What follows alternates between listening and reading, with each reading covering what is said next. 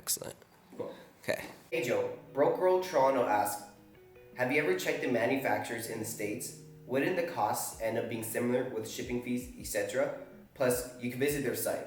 Thanks for the question, and you make a lot of great points there. So when it comes to domestic manufacturing, we've made a lot of stuff here in Toronto, where we're based, as well as in LA. Domestic manufacturing is great at a smaller scale because it allows you the agility of making changes quickly and getting to market faster. However, where it starts falling short is when you start getting around 300 pieces per style, that's when the economies of scale really does start making sense to go overseas, because the labor cost is gonna be cheaper over there. The machinery is gonna often be newer overseas as well. And the available trims and components that you can use to build your products, you're gonna have a much larger selection overseas. So I would say under 300 pieces domestic, a lot of the times can make sense. After you get to around 300 pieces per style, I would say that's where you really have to start looking overseas, because your margins are gonna be higher and you're gonna be able to create, I would say, a better product because you're gonna have more trims and components available to you. And I think like everyone loves the idea of domestic manufacturing, but in reality, textile manufacturing hasn't been a booming industry in North America for a really long time. So often, even for the workers, everyone thinks just American-born citizens or Canadian-born citizens, but oftentimes these factories are having to actually bring in workers from overseas anyways, because not a lot of people are left in these countries with the skill sets for garment manufacturing. So there's a few things you have to keep in mind, but I would say overall, yes, under 300 pieces, sometimes it can make sense to make it here, but once you're over 300, you definitely have to look overseas. Hey Joe,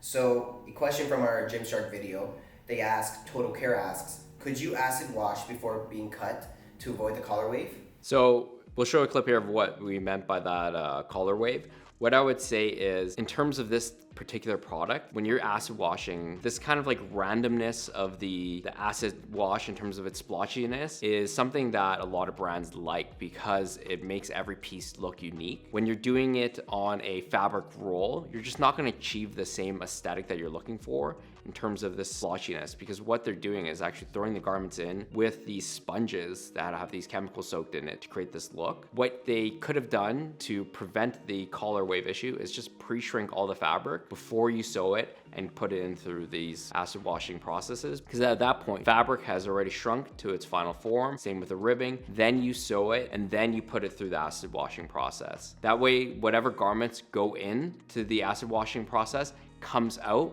without any significant dimensional changes, if that makes sense. Hey Joe, so Pizza at Tabasco asks, and I got a question for a Q&A. Do you think that the products from the brand's collaborations are of lower quality because they're often cheaper?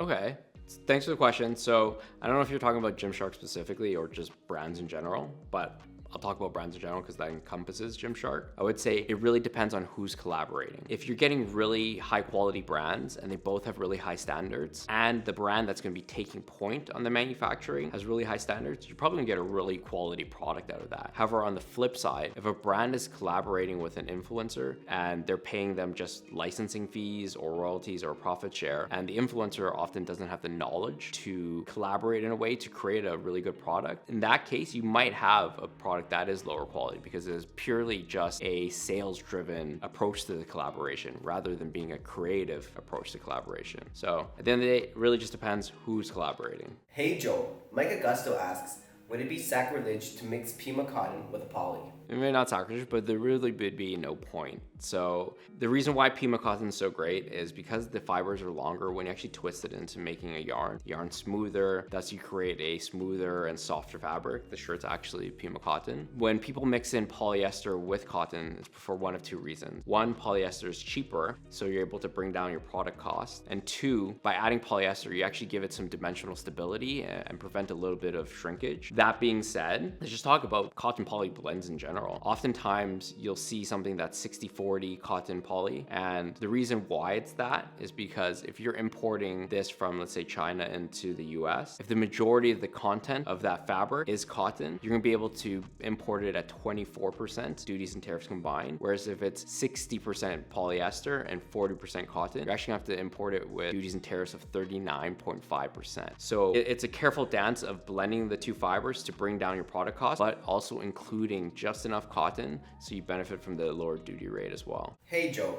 HGene_asks, Any recommendations on third-party QC? So when it comes to third-party QC or third-party quality control, what it is for those who haven't used one before, are third parties that are impartial to the outcome of the production, that come in and do inspections and give you inspection reports for you to make judgment on what you want to do with your bulk production. When it comes to QC companies, I would say stick with very reputable ones. So TUV is very reputable, SGS is very reputable, Intertech is another one. I would try to avoid smaller QC companies because unfortunately in manufacturing and making stuff overseas, bribery is an issue. So we've had this in the past with smaller QC companies where a factory just bribes the quality control person and then they output a report that says pass, and then when you receive the goods, it's really not the case. So stick with only the reputable ones. That'd be SGS or TUV. Those are again great ones, but always send a third-party quality control company in.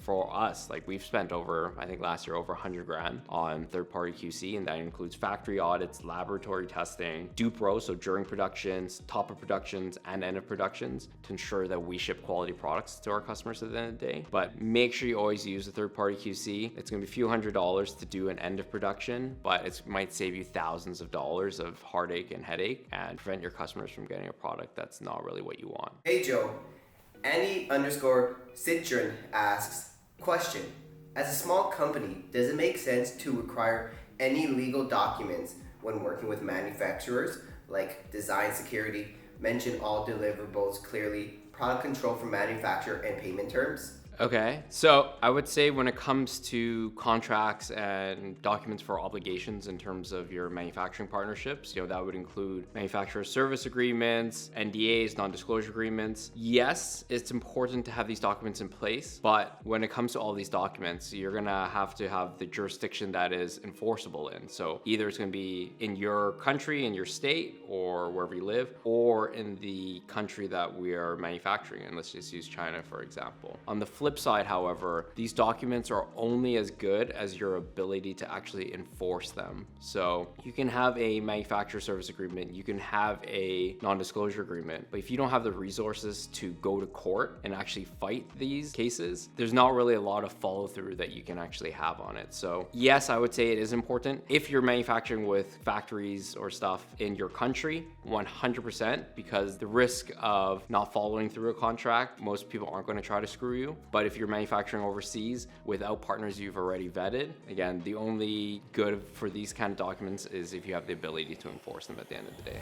If you guys want to see more of these type of videos and more on what goes on behind the scenes in fashion, don't forget to subscribe and check out these videos.